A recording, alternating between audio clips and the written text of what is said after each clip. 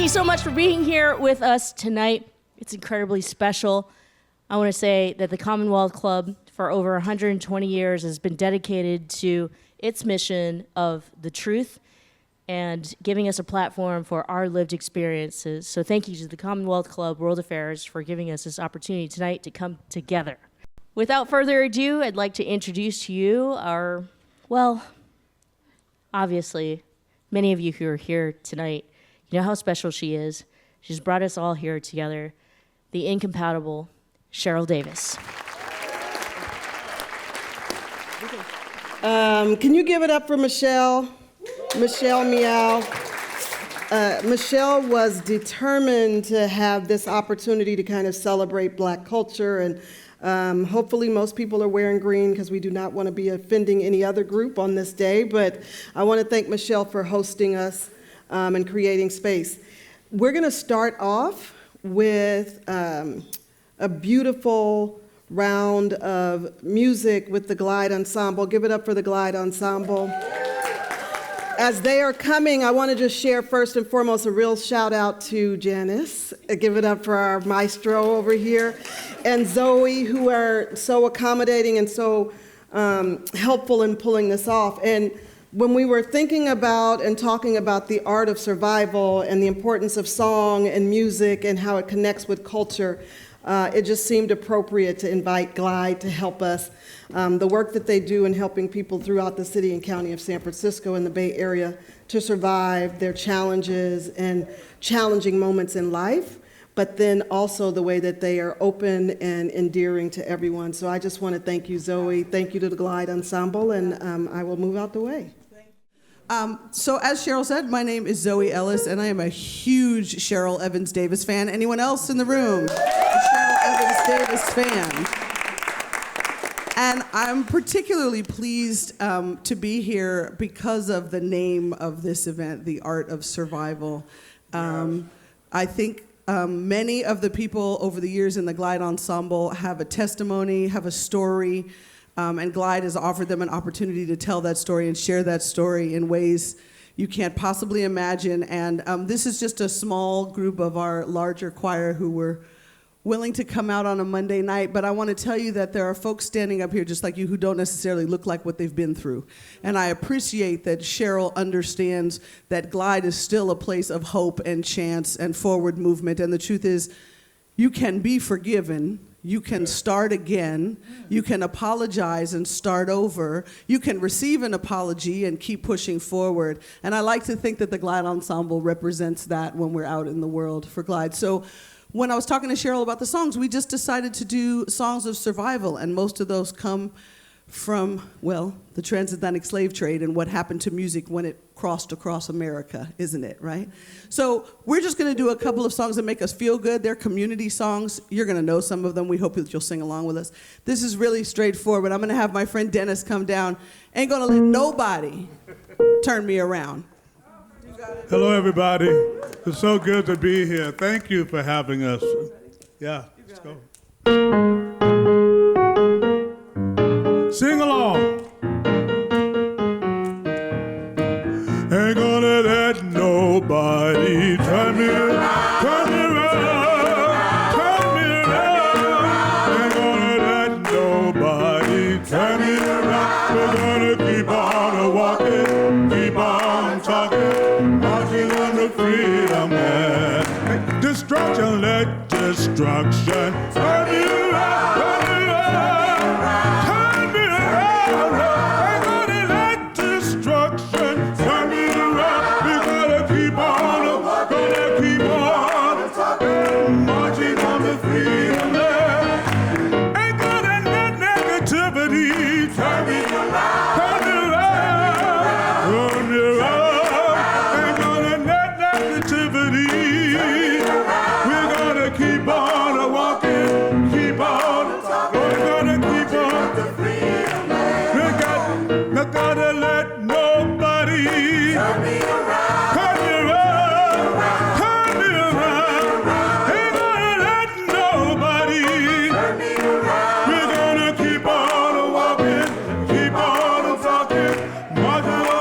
We're gonna keep on, no matter what.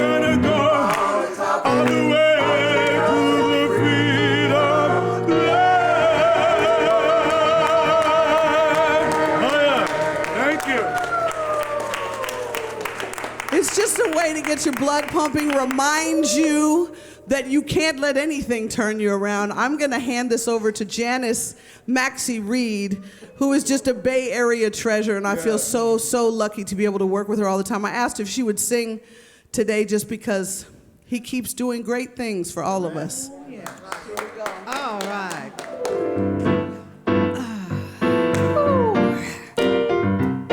Put your hands together, baby. Woo! That's it.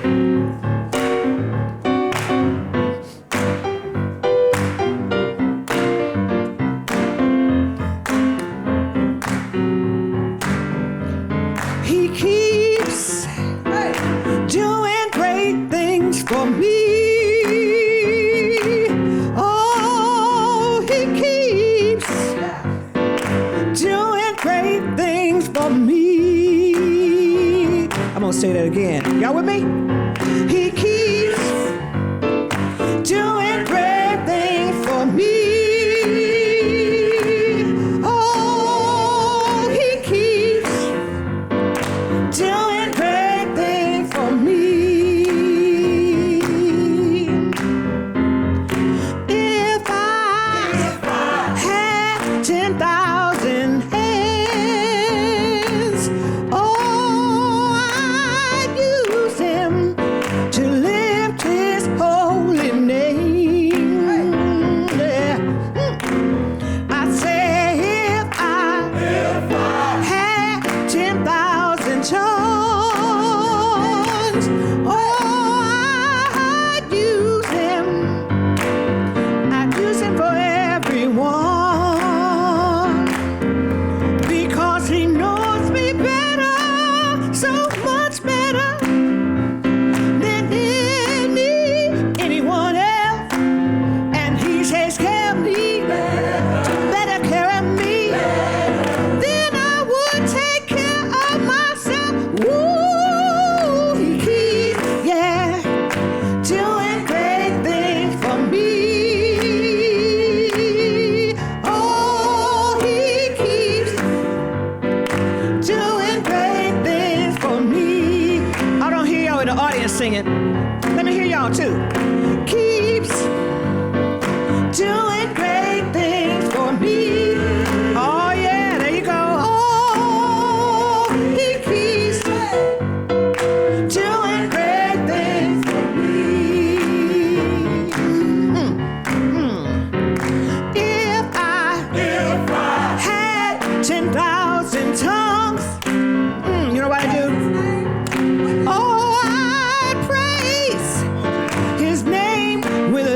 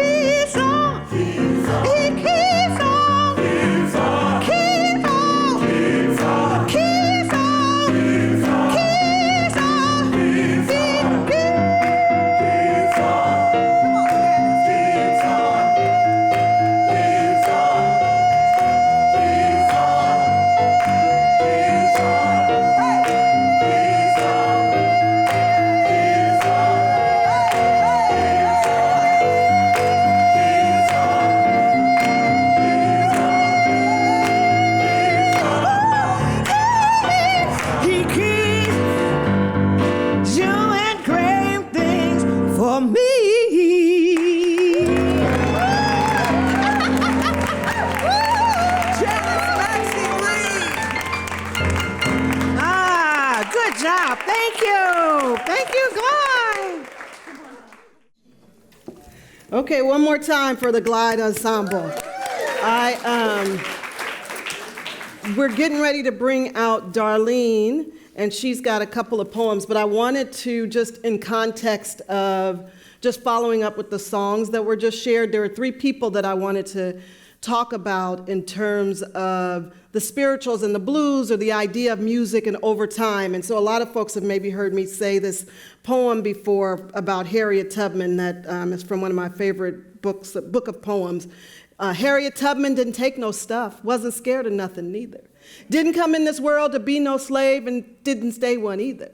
Farewell she sang to her friends one night. She was mighty sad to leave them, but she ran away that hot, dark night, ran looking for her freedom. And I love that. It goes on to talk about 19 times she went back south to save black sisters and brothers. 19 times she went back south to save black sisters and brothers. Harriet Tubman didn't take no stuff, wasn't scared of nothing neither. Didn't come in this world to be no slave, and didn't stay one either. And so when we think about the idea that she purposed in her heart that she was not going to be a slave, and she could have just moved on and did her thing after she got to freedom and left everybody else behind. But she made a conscious decision to go back and help other people. But unlike what we have today, she didn't have a smartphone. She didn't have flyers, right? She wasn't able to kind of go up and knock on doors and say, hey, do you want to go to Freedom Land with me tonight? Right? It didn't work that way. And so when we talk about the art of survival, when I talk about it, I think a lot about the songs that we've heard today, but there are also these songs about like, swing low, sweet chariot, coming for to carry me home. That was the signal, right? That was the, okay, come meet with me if you want to go to freedom, right? She didn't walk up into the plantation and say, raise your hand if you want to escape with me tonight, right? But she would go there and say, potentially, right? Meeting tonight, meeting at the old campground. She could use song in a way that was a hidden message. And so when we think about the importance of song, for me, it goes way before slavery, because they came over with music and drumming and with all of these things, which now we know that music is healing. Science has already said, and doctors say, like, playing music can actually help heal you. It can help you be better. And that we play music when, you know, like, let's hear, what's a song you play when you're sad? Who has a song they play when they're sad? I will say Jasmine Sullivan, Pick Up Your Feelings is my new favorite when I'm feeling sad. Anybody else got a song? Ain't no stopping us now, okay. We on the move. Any other song? Can't Give Up Now by Mary Mary.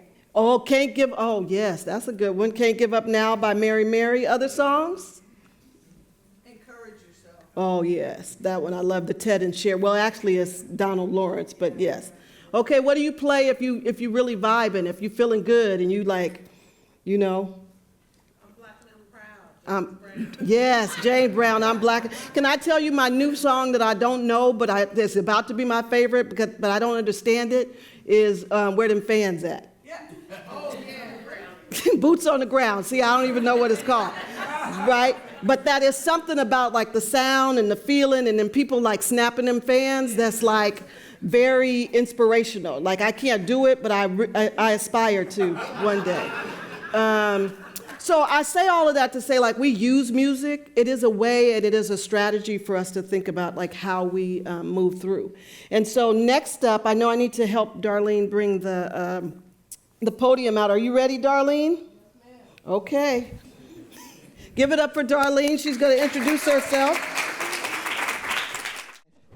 I recognized it. Oh, that's good. That feels good. But here's what's really weird. You know, I started off with Cheryl. Well, I won't tell them all. But with Dream Keepers, and she knew more about me actually than anybody else did. And it's been such an honor to know her and to work with her. And so for some reason, after Dream Keepers, I started doing poetry, and some of this stuff is from the 90s. I'm not trying to date myself or anything, but I'm so surprised at myself. So, where's my girl? Oh, there you are. And if it wasn't for you, Dr. Sy, this would not be known at all. It's called African Serenade. Ooh, I heard you hit that note. It reached the sky for an all-time high inside of me. Then when the notes cleared, you went deep and stroked a swing low, sweet chariot, gospel melody, serenading me with a glow from a melanin rainbow that flowed from you into a waterfall of peace be still. From the real Holy Spirit, that's the soul of life, the love, the husband, the wife, the seed, the ancestry, the Nubian legacy, music to my ears in a hereditary beat, sending silent rhythms that sweep me off my feet. Toe tapping, finger snapping, hip wagging, hand clapping, rhythms that echo, echo, echo, African beats deep inside of me. I heard you play that song from ancient melodies, from over the oceans, across the seas, down the Nile, mile by mile, through the Congo, ooh, jungles wild, deep into Black history. And the beat goes on and on and on, like it did a long time ago. So the music flows through the songs in you, like them down home blues, plugged into a funky groove, chanting free at last, thank God Almighty, free at last. And with all that jazz, echoing a golden past. So America, behold, from gospel to soul, from scat to rap, from bebop to hip hop, inner drum beats never stop. The beat inherited from ancient graves are now living in stolen lands that belong to dead braves. So we honor their sacred spirit here today. So it's soul to soul, melanin, melanies enfold the risen body of the body of black, way back in time. Today the rhythm, the spirit, the rhyme is a stolen legacy on prime time. But by birthright, hey, that beat is mine. The beat that makes me pat my feet, show my teeth, clap my hands, the beat that only I can understand, and that beat goes on and on and on, deep inside of me. Thank you.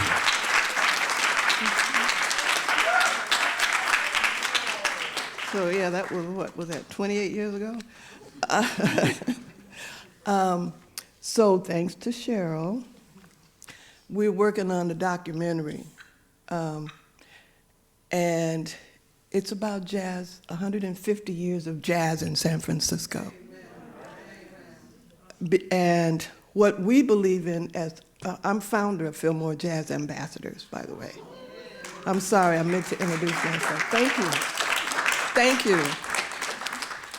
And one of the things that we believe in is that jazz is a metaphor for all our music, beginning with the drum. So I have a question for you. This poem is called Jazz Can Talk, but I want to know, if I told you jazz can talk, would you believe me? Show of hands. Oh, I got a little work to do. Okay. So this is how you can go on this journey. If blind eyes could see, if deaf ears could hear, then you can take my journey. Now imagine this. Cargoes of black gold, traveling through centuries of grim trips on slave ships, separated against our will from country, families, ancestry. Our journey explains why they hid our history, took our dignity and our names. Some were sold in the transatlantic slave trade. We so afraid, terrified. Now we headed to America. Some jumped, but we stayed, enslaved, 3/5 human. Declared by the U.S. Constitution in red, white, and blue. Black hostages on plantations, a fallen nation, chained to blood on cotton blues, enslaved sunup to sundown every day. Yet they called us lazy. We put America on our backs, dragging long sacks of cotton, slaves forgotten, saved America, never got paid. So we prayed, and we prayed for a miracle. And secretly, we got saved when St. Harriet led the way to God's sacred underground railway.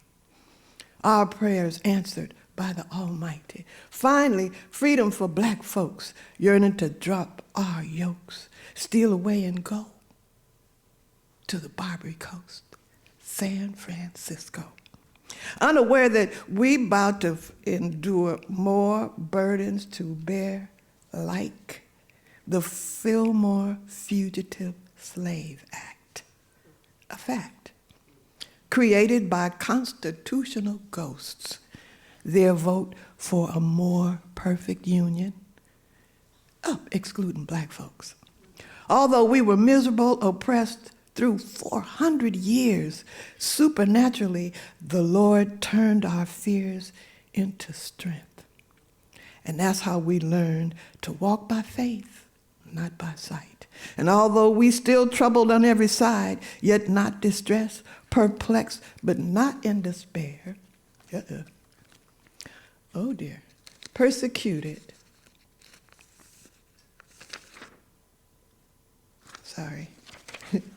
persecuted but not forsaken, cast down but not destroyed.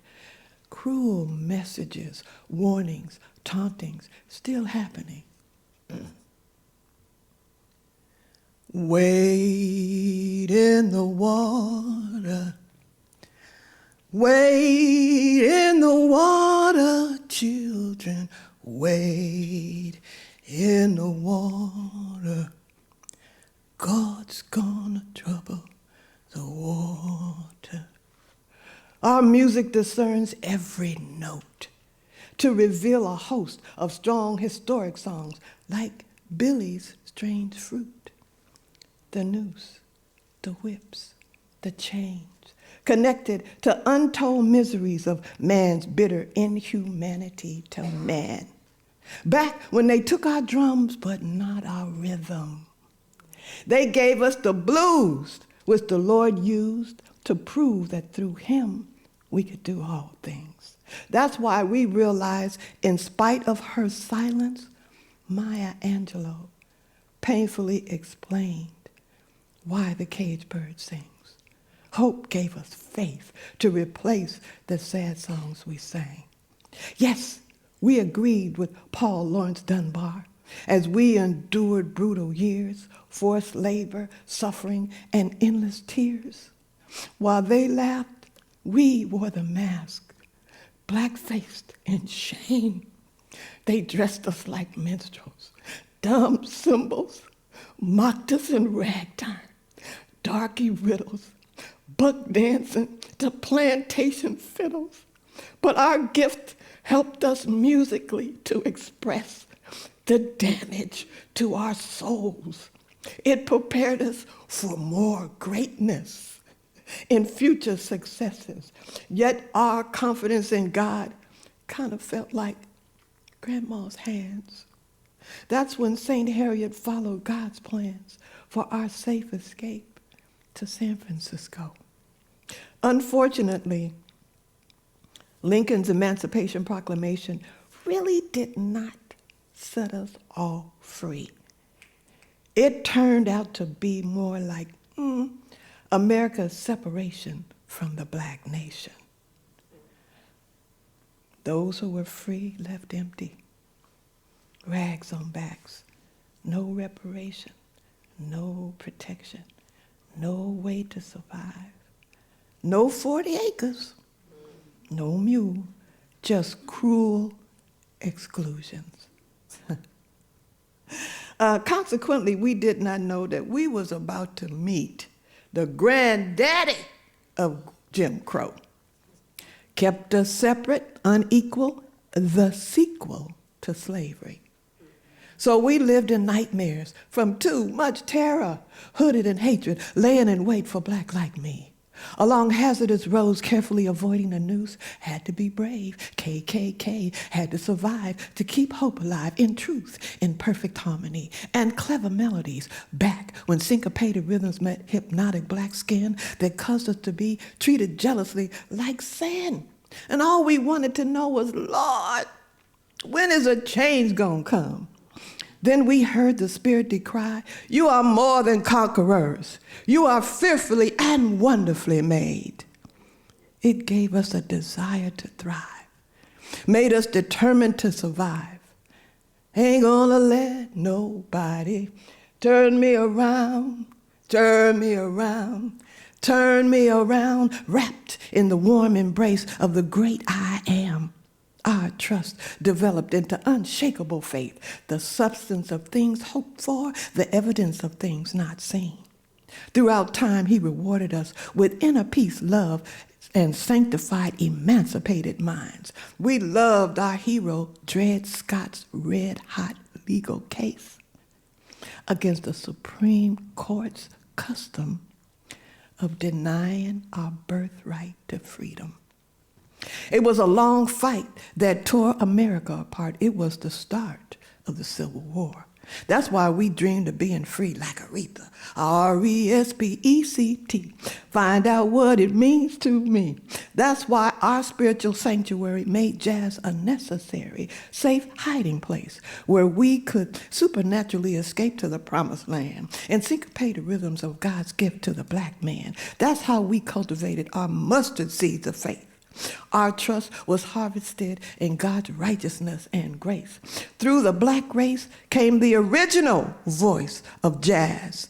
And as it stands, metered in the movement of civil rights, a desperate flight for freedom. Through centuries of fear, the Spirit kept us clear. God made us a chosen generation, a royal priesthood, a holy nation, a peculiar people.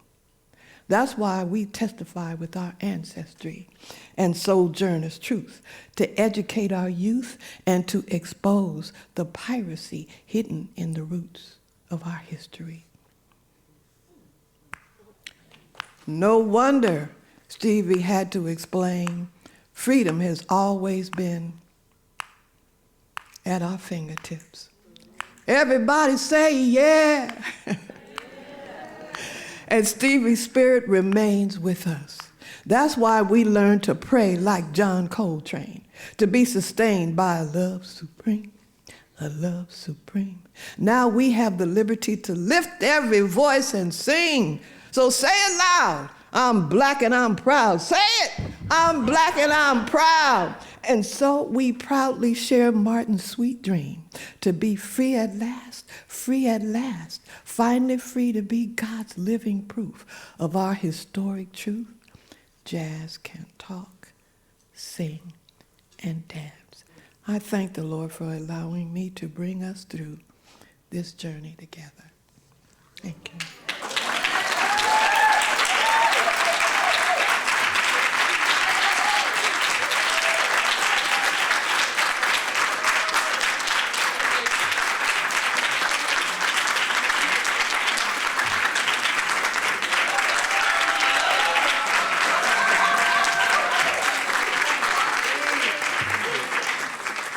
Give it up for Miss Darlene. Thank you, Miss Darlene. It's beautiful. I didn't mean to cry. No, that's okay. Thank you. Oh, are we sitting there? Oh, good. Give another round for Miss Darlene. Next up, I want to bring up Rodney Jackson. Are you still out here, Rodney? Rodney, even though in the community they call him Little Rodney, huh, Ute? Everybody's like Little Rodney. But Little Rodney he has sang on Broadway, but he came back to San Francisco where he was born and raised, developed the Bay Area Theater Company, and it's heavy. So now you're James Brown. Catch that mic. And he has done amazing work and is always available and ready to come. And so Rodney's going to do a little number for us here. Give it up for Rodney.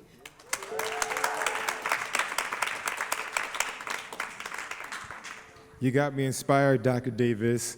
I was going to sing a Marvin Gaye song, but then this artist, Janelle Monáe, has this spoken word piece that inspired a different song. She says, are we a lost generation of our people? Add us to equations, but they'll never make us equal.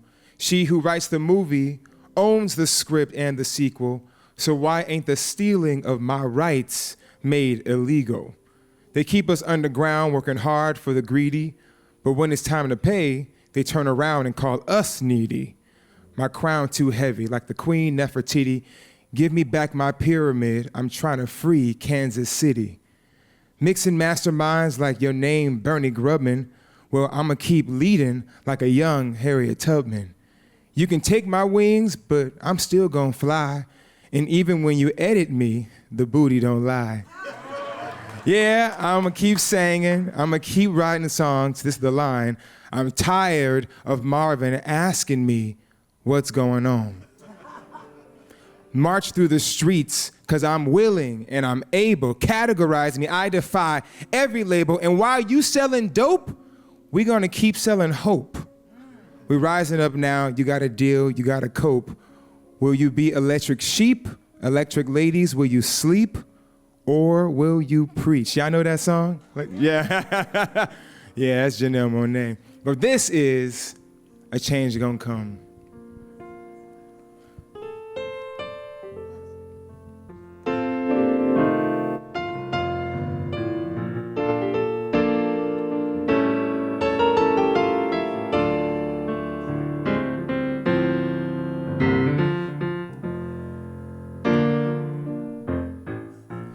I was born by the river in a little tent. Oh, and just like that river, I've been running ever since. It's been a long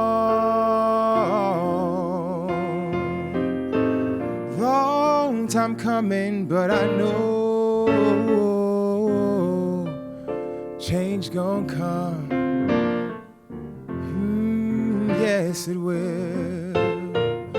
It's been too hard living, but I'm afraid to die, 'cause I don't know what's up there beyond the sky. It's been a long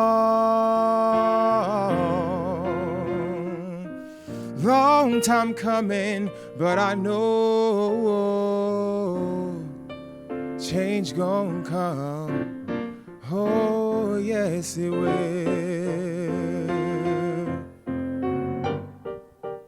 Then I go to my brother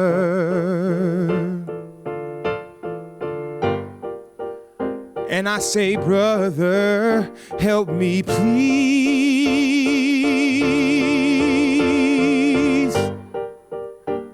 But he winds up knocking me down on bended knee. And oh, there've been times when I thought I couldn't last for long. Now I know I'm able to carry on. It's been a long time coming, but I know change gon' come. Oh, yes, it will. I said it's been a long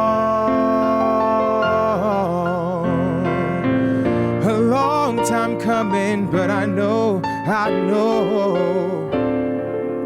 change gon' come. Oh, yes, it will.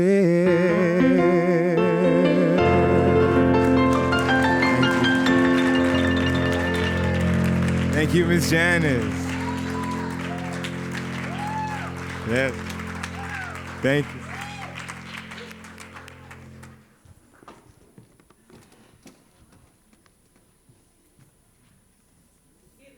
More time for Rodney. Thank you. Y'all blessing me tonight. What's up? Good evening, community. My name is Saida Leah Tatufu Birch, and I want to thank Dr. Davis and Michelle Meow for curating this space this evening. And one thing that's resonating with my spirit right now is the generational connectedness of creativity, in that art is always relevant and necessary. So invest in creatives. My chosen art form for this evening is spoken word. How many of y'all are familiar with spoken word? So that means you understand it is a very interactive experience. At least I feed on energy. So if there is something that resonates with you, you can snap. Can we practice to snap? My name? Again, my name is Dr. Saida Leah Tatufu Birch. Thank you, Dr. Davis. I said it right before you. Oh, she wants me to share, and I wasn't in that spirit, but I will also say, because part of it is in the poem, but I do think it's necessary that my identity and how I show up to every space is as a Black and Samoan Indigenous woman, as somebody who is a wife, a daughter, a cultural orator, a disruptor of anti-Black racism and white supremacist ideology, and an advancer of Black liberation and Indigenous sovereignty. And it's a mouthful. I also identify as a liberationist, and which is why I know that spaces such as this can be freeing and very liberating. And so that same energy that you gave on my introduction, please do provide that in return. If you hear something, you could do you could do a go in poet. Nothing is distracting, and in fact, it helps me. And so with that, thank you for allowing me to offer this to you. It's Icebreaker. Seeing as most of you had never seen me on this stage, I thought I would start off with a little icebreaker. Raise your hand if you attend or have graduated from college. Land of the intelligent, but home of the ignorant. Eyes tattooing my face saying my ghetto self doesn't belong, as if I didn't fill out the same application or take the same test to be there. Where ignorant scholars argue that at-risk youth are basically poor Black kids. I am not a poor Black kid. At USF, we praise diversity, but how diverse are we if this is the poison protruding from our tainted tongues? Mommy and I could barely afford for me to be there, but the amount of money we did pay was not for me to listen to your nonsense. Don't look at me like you think you know me. This is only the beginning. Raise your hand if you live in a low-income neighborhood. I live in one of the most reckless parts of this city, a graffiti-written, bullet-spitting, drug-dealing, car-bipping neighborhood, a place where a 13-year-old boy carries a gun because that's his only form of protection, where a young girl carries a blade claiming she will cut a girl if they think they are prettier than her, where innocent people are punished by the wrath of fire because the dealer caught the addict that owed him $20 for the quick fix at the trap house on Jennings Street, where people don't make it past high school because they are either dead or in jail, and a mama needs money so she puts her body up for sale. If you call that low income, so be it. I call it life. Raise your hand if you have a family member in prison. convicted of murder, took the life of a person that was trying to take his, how can you call it love, while beating him at the same time. He broke the stereotype society has ignorantly created that only women could be abused in a relationship, bound behind barbed wire gates and concrete walls, not like a human but an animal. He is merely a number contributing to the statistics of those of us who were not as lucky enough to be saved. Fortunately and unfortunately, he was saved by the system. Raise your hand if teen pregnancy is common in your family.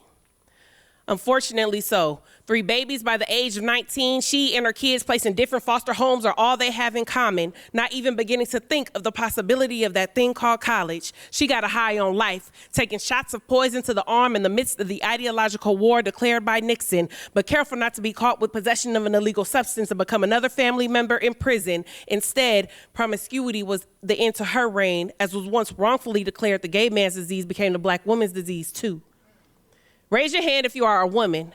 Raise your hand if you are black. Raise your hand if you are a descendant of the enslaved. Raise your hand if you are statistically expected to fail. Raise your hands if you are sick and tired of this political. I can raise my hands 1,000 times more and my story will still go unheard. A mere leaf lost within the history book. Although it is not tattooed on my face, my truth is embedded in my heart. Consider the ice broken. Thank you.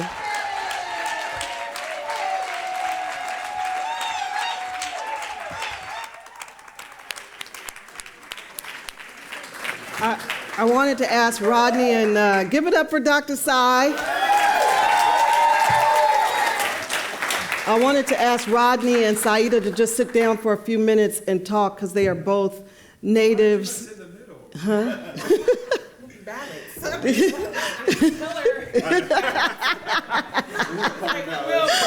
Yeah, no, yeah, that is true. They are both natives of San Francisco and have made a conscious decision to come back, right, in the midst of all the things. And I just wanted to give a space to hear from you, or to talk about like what survival looks like in San Francisco. I think so often we talk about Jim Crow South or slavery and all of these things, but as somebody who spent some time in the South, I've said this before and I'll say it again, the covert racism of San Francisco, the hidden pretending like you cool, but you really not, holding your purse closer to you when I walk by, or asking me if I like watermelon and fried chicken, like all of that stuff is real, right? And so just wanted to know, like, how do you survive in the midst of, a place where people think there is no racism? Yeah, I think in this season, survival looks like art, and it looks like what we're experiencing. And what's interesting is the piece that I just did, I wrote it when I was a student at the University of San Francisco, more than a decade ago. And what we hear in Sam Cooke and what we hear in Miss Darlene's spoken jazz piece is the words still resonate, and the art forms last on. I think today, San Francisco is facing an active, Black San Francisco is facing an active act of erasure.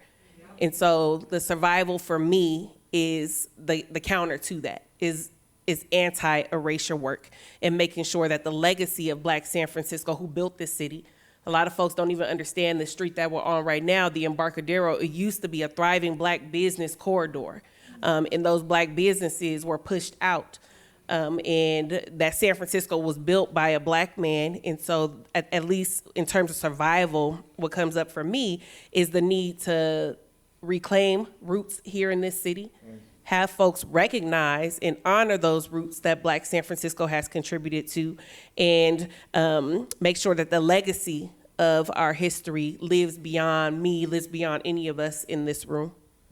Thank you. I guess I'm thinking about my mom, who's here right now. Hey, Mom. Hey, Mom. And growing up in this, I was born in 1990, grew up a kid in the 90s and early 2000s. Like, Mom, why did we stay? I don't even know. We saw so many people who look like us moving to Vallejo, Richmond, Oakland, and that was like our normal thing. We're gonna get a house. And she's like, no, my family's here, my community's here. She's like, we fulfill, Mom, that's where we from. So there's maybe a sense of pride that holds on to the folk. Speaking of jazz, Miss Darlene, my theater company is working on a piece call it every Saturday night about the Harlem of the West, about the 40s, 50s, and 60s, back when the word was redevelopment, and they were pushing people who look like us out, and now it's gentrification. And again, it's art, because the same thing is happening, it's just called a different thing. You know, how do we stay on top of it? 'Cause I feel like in the South it's called racism, but in San Francisco it's called classism. You know, like I can go in with a nice suit, but my skin is still black, but I have a college education. How do I connect with these other people who still see me as an inferior species to them? And it's a fascinating and hard thing to navigate, but I have a lot of pride because of where I came from, so I can hold myself in those situations. But all of us together, how do we survive? We come together. You know, we continue to carry and hold space like this where we can grieve, where we can thrive, where we can celebrate, where we can convene. And I'm proud to be part of that. And I think it's necessary to say, because it's like a full circle moment. So our moms, before we even knew each other, our moms grew up together. And so Miss Yute knew me before I was here, but that lends itself to the legacy and how we maintain San Francisco, because not a lot of us are, and I know I see Jeanette in the audience still here, 415, so not a lot of us are still here. And we get pushed out because of, you know, economic reasons, because of societal reasons. And so the multi-generational household is something that's disappearing over time here in the city. But I just wanted to honor like those who were a part of our journey and connected us before we were even connected. Family's good, yeah. Well, what will we do with our families? Well, I mean, but I think that's the other thing that in San Francisco, like, yes, there's Fillmore, Lakeview, there's all these different neighborhoods, right? But that there is still a connectivity to some degree, no matter where, because the spread is real, right? Like, and the push out is real, because there were a lot of people when I was first coming in that were leaving the Bay Area because they were selling their families' homes, right? Yeah. For a couple $100,000 that if they had waited another decade, it would have been worth millions. But that's part of the game too, right? And so survival is what? Like, what is survival? Is it the ability to still have a black population here? Is it ability to have a thriving black population? Or is it just being alive anywhere and saying you're from San Francisco? That's like an educational thing, I think. You know, people hoard information. And I feel like when you know more information, you can do more with it. It's almost as powerful as a dollar. You know, like you just said, like if we would have held on to our family's houses for 10 more years, we would have been millionaires, or like could have been more financially sustainable for generations to come. I feel like there's a hoarding of information that's purposeful. We were just talking about this outside, that keeps our folk down and tells us, oh no, you guys just go and enjoy that music over there, you good. While we're missing out on actually advancing our kids' lives, our grandkids' lives, our own personal lives. I feel like we gotta like not be blindsided by the BS. But, and this is to both of you, but you know, also talking earlier, when you talk about hoarding information, I think the other challenge is who determines what's the right information, right? Who determines what's a successful model, or who determines what's the right way to move, right? Because at that point in time, people were probably like, you better sell that house, you get that money, right? But other people that are speculators are like, yes, sell that house, get that money, because later, but what does that look like? Because the narrative about what success looks like. Right. And what survival looks like. There is nobody who knows how to survive more to me than a black woman. And I say that because, and it may be cliche, but trying to make $1 out of 15 cents is real. and I watch my mama do it every month. And my pastor told me this a couple of years ago, and I shared it in this space then. It's like the tools we use to survive will no longer serve us now that it's time to thrive. And so I say that to say, we know how to survive, which means that being here, when we know that black folks are actively under attack, getting out of bed is a survival mechanism, going outside is a survival mechanism, eating a meal is a survival mechanism. And that hasn't become more real to me than in this last couple of months and what I've experienced. And because I know how to survive, part of survival also means recognizing that we are worthy of thriving. and that I deserve to thrive. And so what tools do I have and can I implement for myself, for the community around me to make sure like, oh yes, I see you, sis. I see you, bruh. I see you, family. You deserve to thrive. And so that's another thing. I think we have a responsibility as a people in terms of survival and thriving to pour into each other. So if I see a Black person walking down the street, you're gonna get a smile from me. And you're gonna get a hello, hello, hey, how you doing? Especially in San Francisco. And I expect it in return, but I also understand life be life. And so if I don't get one in return, I'm still gonna say a prayer for you in my head. Like, I hope your day is going well. And I think that communal aspect that I've only experienced, that Southern hospitality in the South, is something that keeps me going every day. And it's something that I want to be able to pour into those who I interact with. All right, so for my last question then, or statement, or however you want to take it, is like, what is your survival song, poem, whatever? What is the thing that what is the survival song when you feel like you gotta like get yourself together, right? I know I was at Glide a couple weeks ago and we were doing, I will survive as long as I know how to love, I know I'll stay up. Like, what is your like survival song? Yeah. Is it Beyonce? I know. I mean, it depends on the time of day. Break My Soul is a good one. Yeah, You Can't Break My Soul is a good one. But in this season, like, I've really been on CeCe Winans, Goodness of God. I love you, Lord, for your mercy never fails me. All my days, you were held in my hand. So like that, because all my life, and I'm gonna get emotional, all my life he's been faithful. And this season, he's been so, so good. Yes. And so that's what I go to. All right, and she did that little tune for us. I'm drawing a blank. You know what I was really thinking about was this meme I saw. I don't even know how to Electric pronounce. Lady. I mean, that might get me through it. I saw this meme of a Black son and a Black father, and they were both embracing, and they had thought bubbles, and both of their thought bubbles were, I just worry so much about him. And I was like, Jesus Christ. I've been thinking about that song right now is like Luther Vandross, Dancing My Father Again, or something like that, just like connect with my dad, who I've been connected with, I have all the time, but as an adult, we talk differently now, and I really appreciate that. So that's been really, I've connected with my mom my entire life. I'm a mama's boy, so it's nice to connect with my dad later on in life, because I feel like that relationship is really important, and it's not talked about as gentlemen get older. So I'm thinking about Lil Luther right now.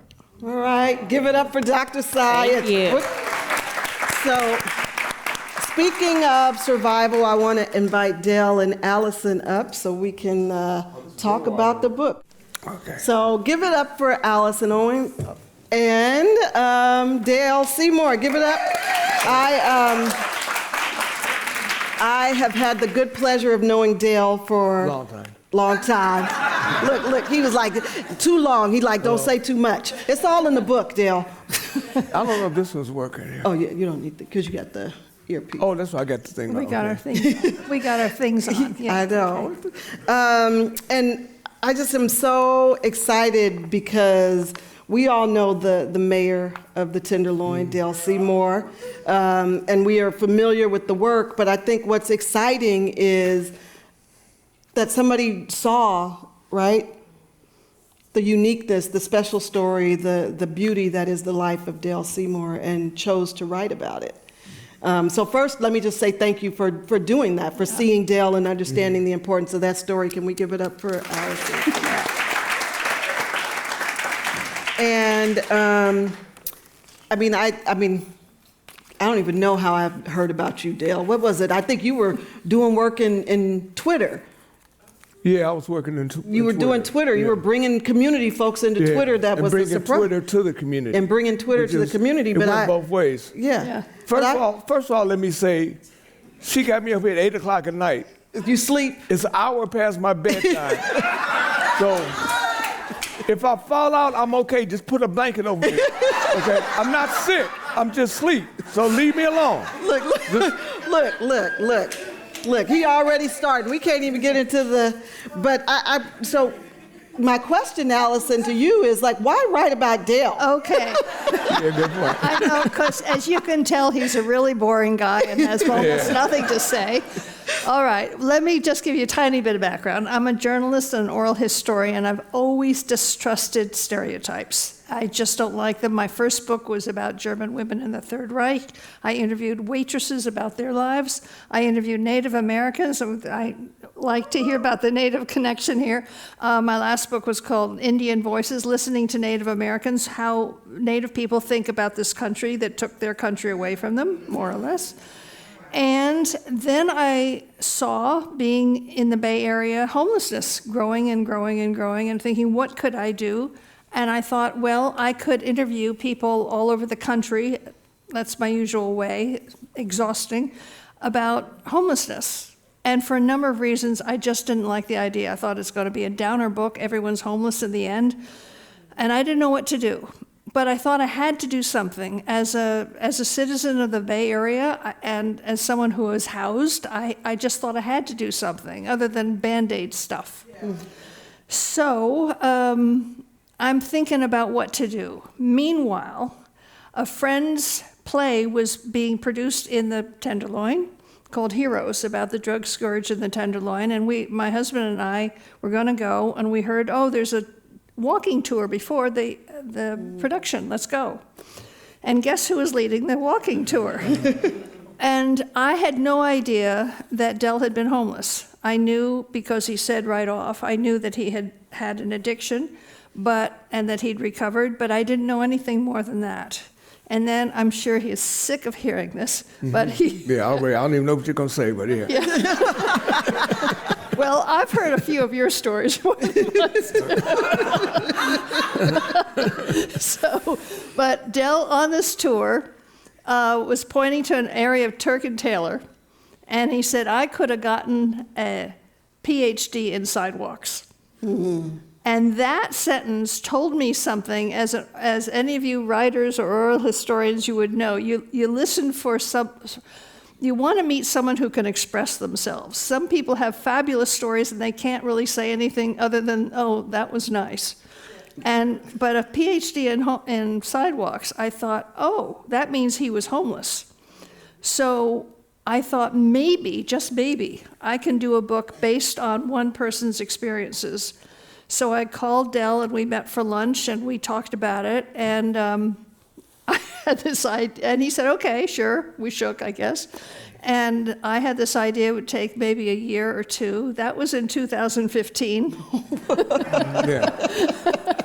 The book just came out last September. And I'd say it's a darn good book. And thanks to Del for being candid with me and telling me about his journey through homelessness and, as you were talking about today, and survival. Thank you. So Del, you are featured in this book. It's called Mayor of the Tenderloin. I don't think I've ever asked you, like, did you name yourself the Mayor of the Tenderloin, or did somebody, where'd the name come from? It's a tough story. The city attorney, city controller named me the Mayor of the Tenderloin because I went to the White House to meet the Obamas because Mayor Lee could not go. And he asked me to go in his place and represent the city of San Francisco as the mayor of San Francisco. So he gave me his credit card. I blew up room service. Man, I was there 3 days. I blew up room service. I mean, I'm the mayor, you know? So when I got back, the controller called and jammed me up about that credit card. And I said, sir, I'm the mayor of San Francisco. He said, no, you're not. You may be the mayor of the Tenderloin, but you damn sure ain't the mayor of San Francisco. And I got to be careful not to curse because my church is here today. Oh, that's right. 32 years I've been with Glide. 32 years. Actually, the last chapter in the book is a talk that Del gave at Glide, and I don't know how many people who said I finished this book with tears in my eyes. I just couldn't stop crying. So Glide makes a big appearance in this book. Yeah, sure does. Wow. Glide was a big part, still is I'm on the board of directors, and I'm there every Sunday, messing with these folks. I mean, in that regard, for both of you, because you talk about the importance of Glide, you talk about the story. Like, what did the research look like for you, Allison, on this? Like, as you were telling these stories, and how did you pick? Because we've been here like 5 minutes, and already we probably have 10 stories on Dale. So, like, how did you choose what to put in the book? Oh, well, actually, I wrote too long, as I usually do, and I had to cut it, about 30,000 words. So not all the Dell stories are in here. But basically, I would just go down to the Tenderloin, and Dell and I would meet usually at what had been Original Joe's, then became the Piano Fight Bar. And we would talk there, and we'd meet other places. I interviewed him in Fairfield, where he was living, and other places. And I would have some questions, and he would talk. And talk, and talk.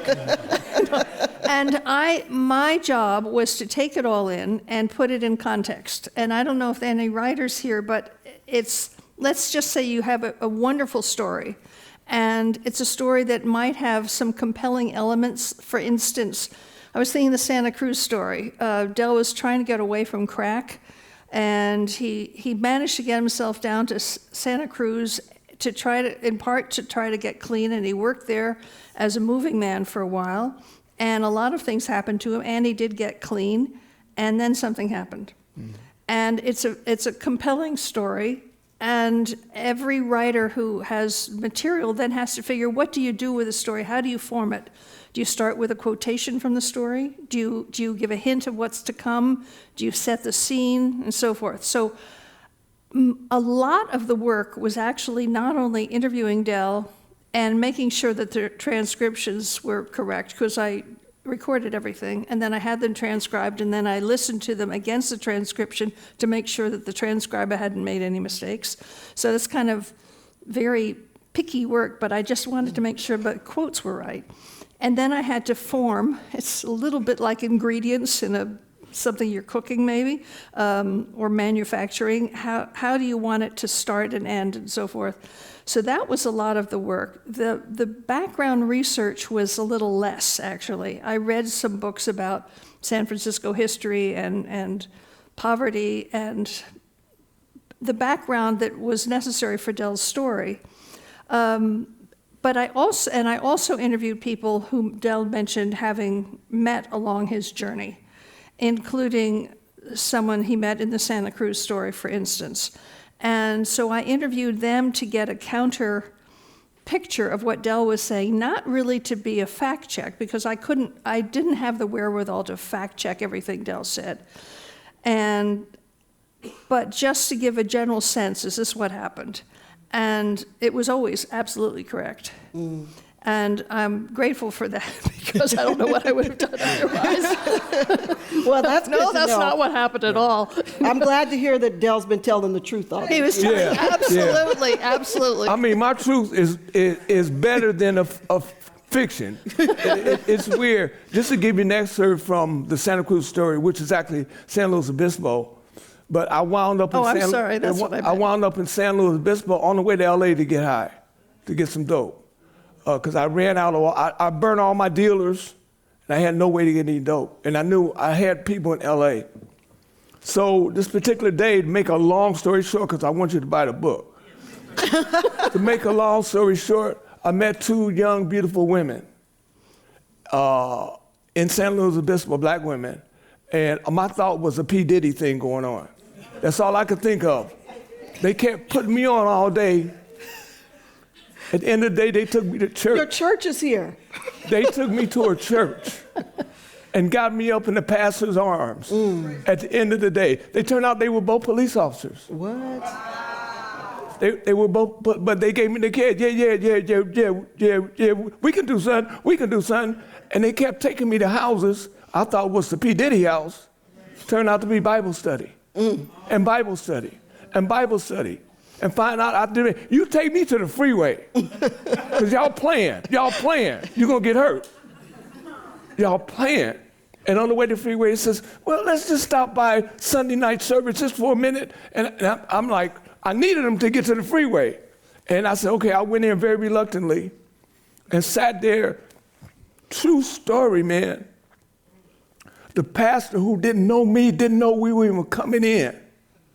He says, Lord, I got to stop the sermon. There's someone in here who wants to come home.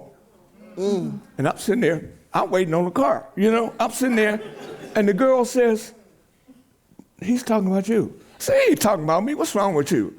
When we leaving? The pastor sat down, he says, I'm not saying a word. Because there's someone in here who wants to come home. I can't tell you today how I got from my seat to his arms. Don't remember those 3 seconds. Never did remember him. Somehow I was up there in his arms and was all over.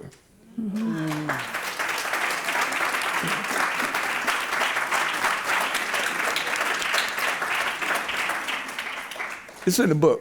Yep. Well, you just Yeah. I mean, sometimes I really hardly needed to edit anything because Del told the story so beautifully.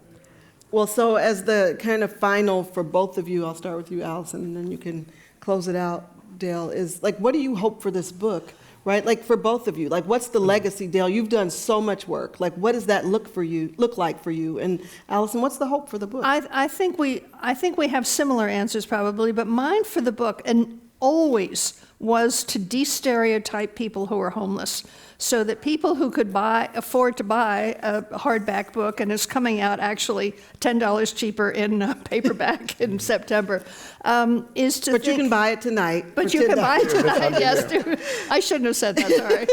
These are the last copies.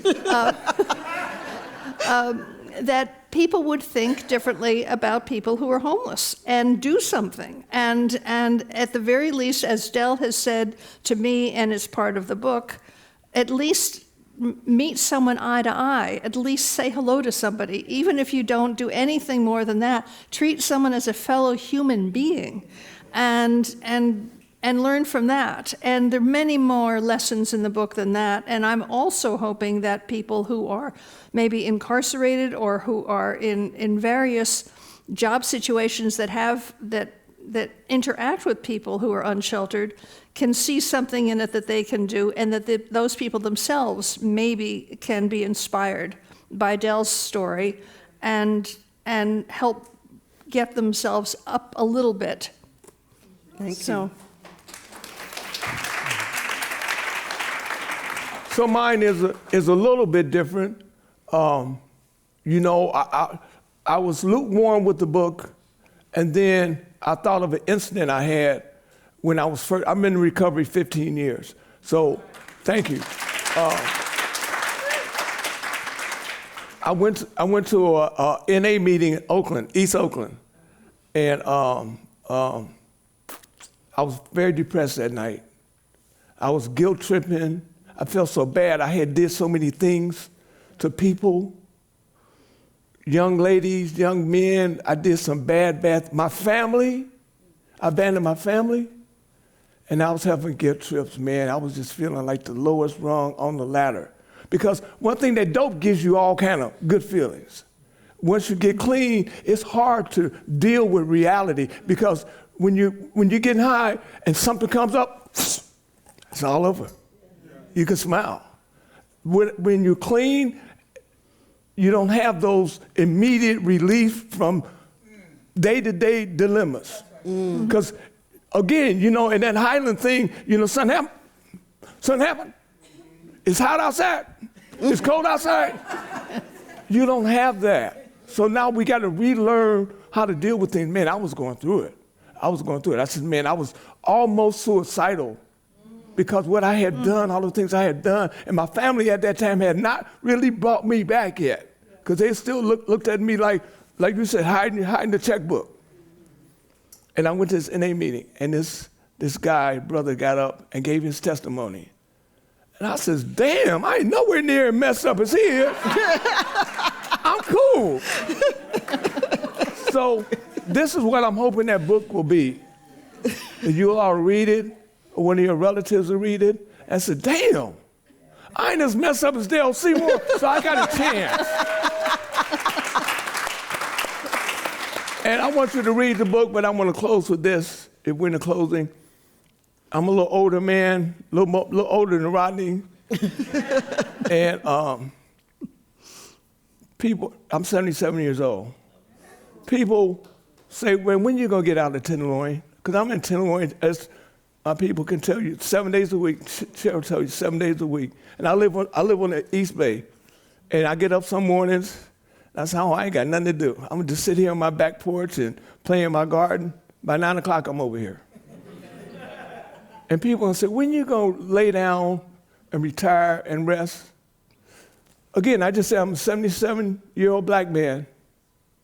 When I walk through the Tenderloin, I see a 77-year-old black man laying in his own waste with a needle hanging out his arm. And you know, when I look at him, you know who I'm looking at?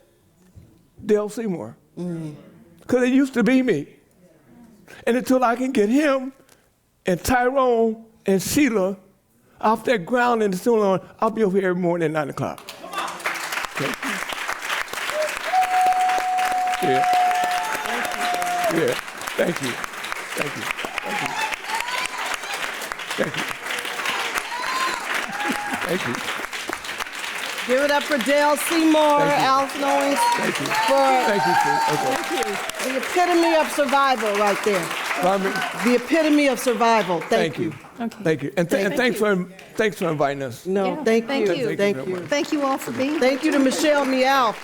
So we've got one more spoken word artist. I want to really recognize and appreciate Sean William, who will close us out, and then Glide will finish out. I want to go back to where I started, because after Sean William finishes, Glide will come up and close us out. And I started with saying I wanted to talk to you about these three people, James Cone, Howard Thurman, and Benjamin Elijah Mays.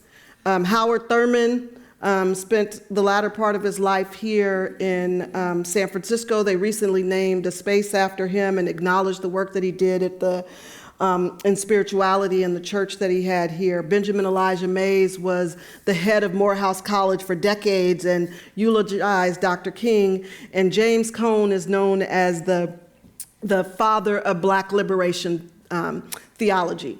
Black theology. And all three of them had these different ideas and notions of what the spirituals and the blues and gospel and all of that meant for Black culture.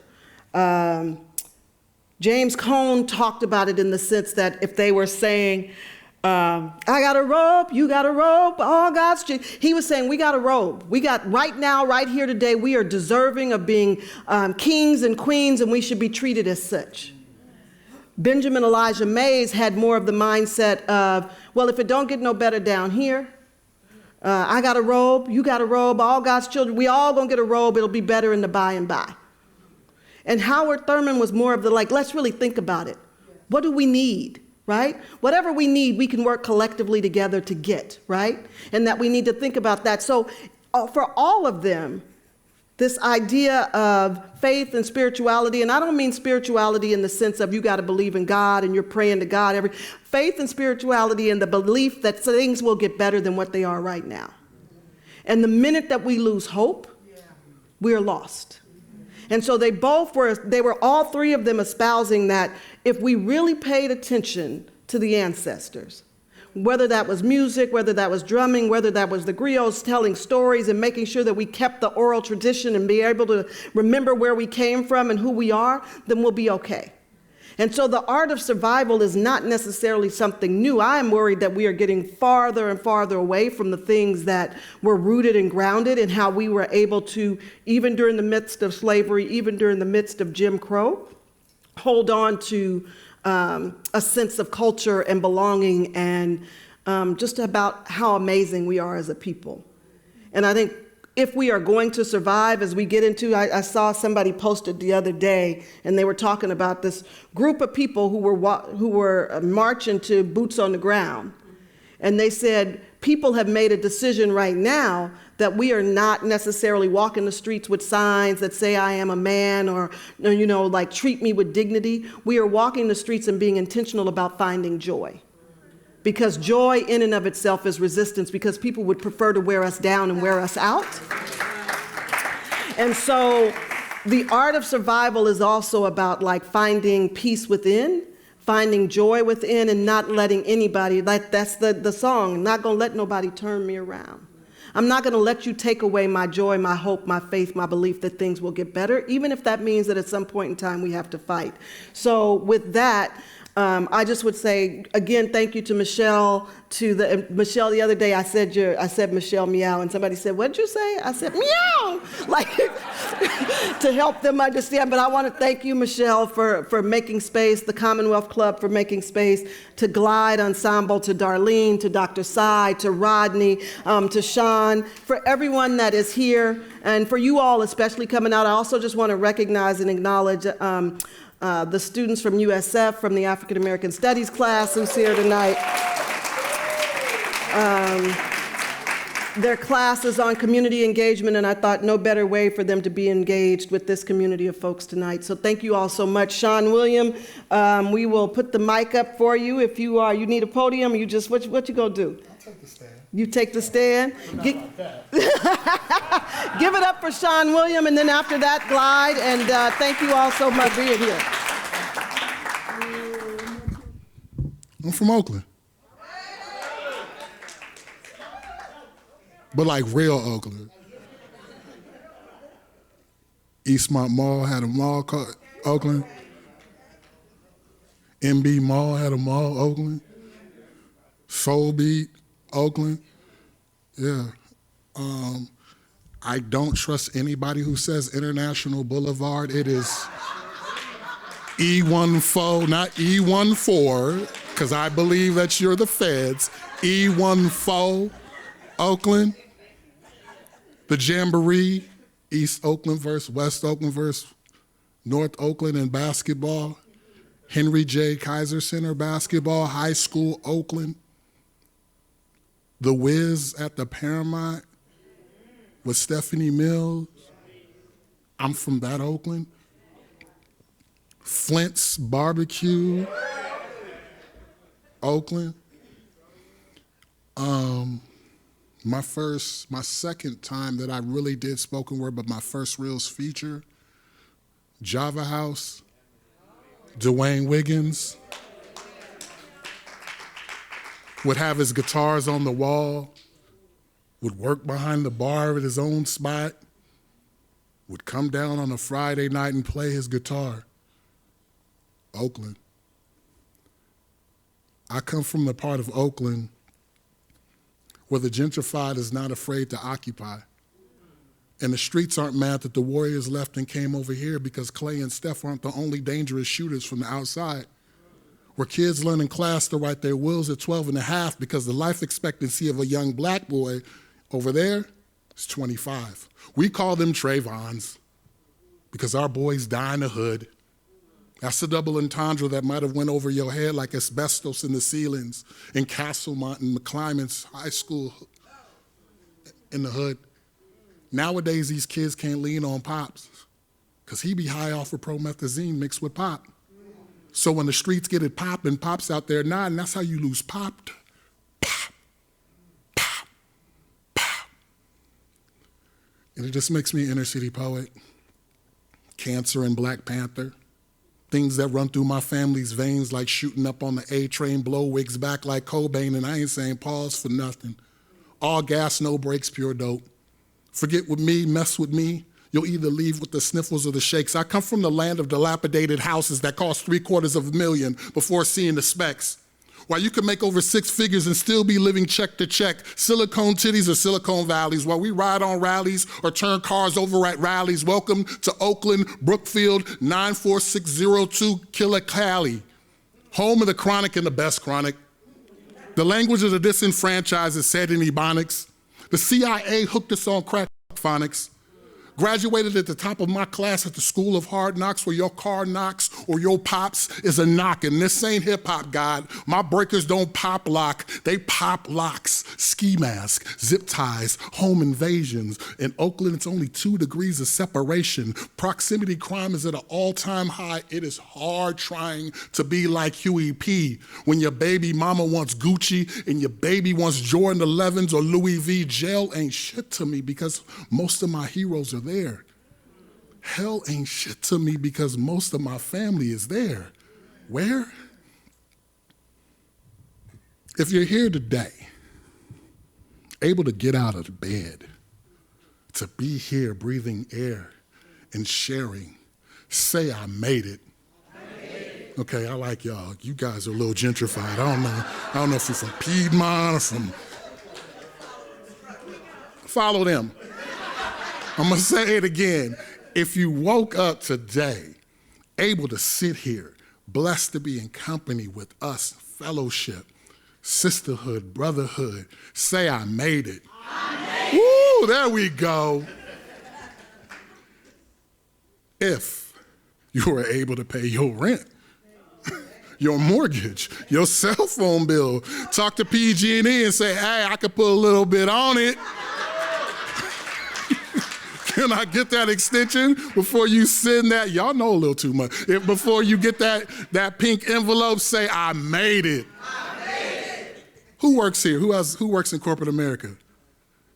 Lord have mercy. If you made it, if you got through work today, without anybody asking to touch your hair, or all the microaggression, or the emails that you have to do, and all that other stuff where you had to meet, like black folks, we meet in the break room like it's the Underground Railroad so we can debrief, so we can all debrief and talk about, did you see what these motherfuckers did? If you got here, got through your day, your 9 to 5 today, say, I made it. Woo, we made it. If you was in a car with a police officer driving behind you and you didn't get pulled over, and they didn't ask you, what are you doing in this neighborhood? Or how'd you get this car? And you made it home, say, I made it. I made it. Yes, we are resilient. We are beautiful, we are strong. Even sometimes we have to be vulnerable, and that's the strongest that we are. We came from, forget about starting, we didn't start off with slavery. We started off as warriors, kings, queens, got ripped up from our homeland, got brought here. Slavery, we made it past slavery. We went from there to dealing with Jim Crow. My grandfather left Texarkana, Texas. My other grandfather left Guthrie, Oklahoma, left their families to come in Oakland to build ships or be in the steel yards, and they made it. Their wives had to stay there with the family, with Jim Crow flying all around, with the N-word also flying around as well. Got on trains to come over here. Had to sneak out because it wasn't like it was just gonna come over, and they brought their children, whatever they had in that home, and they built a home in Oakland, California, in West Oakland and in East Oakland, and they made it. We've made it through Jim Crow. We've made it through segregation. We made it through Reaganomics. We made it through the war on drugs. We made it through crack. And we are black and we don't crack. Some of y'all are probably 300 years old, looking 37, probably 37 right now, because we don't crack, but we made it past crack. If you are a mother with just beautiful children, raise your hand. Matter of fact, mothers, stand up. I want you to say, the beautiful babies that you created, the kings, the queens, the people who are just running these streets and just all of a sudden making you proud, I want you to say, we made it. You made them, and we appreciate it. My mother made me. My father made me. And I will always respect that. We made it. We have made it. Do you understand that we've made it? They don't want us to make it. We made hip hop. We made jazz. Don't get it twisted. We made country. We made life better. We made every type of entertainment that they say we didn't make, we made it.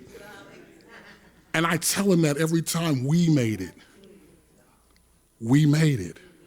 So I want you to know to always love yourself, embrace yourself, Keep your head up high. Even when they try to put the glass ceiling there, keep your head up high until we bust it. Even if they have to put the fist up in the air, keep yourself up high, your head up high, your fist up high, your crown up high. Because we made it. Thank you very much.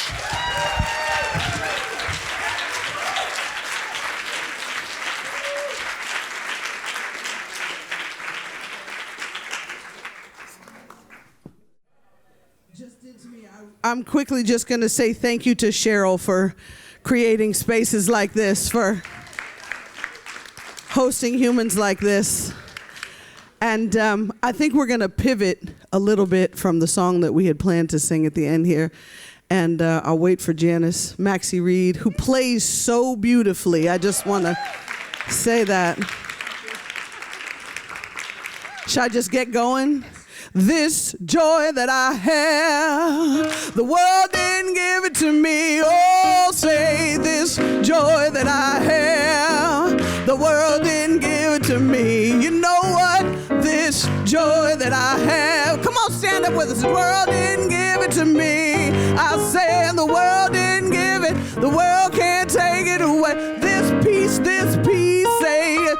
This peace that I have, the world didn't give it to me. Oh no, this peace I have, the world didn't give it to me.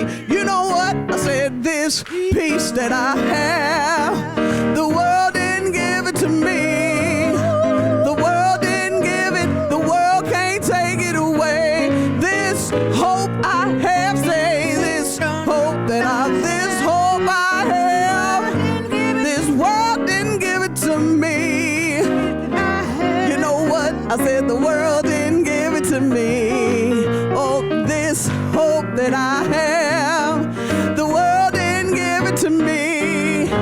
The world didn't give it, the world can't take it away. Let's say this joy once more. Say this joy that I have, the world didn't give it to me.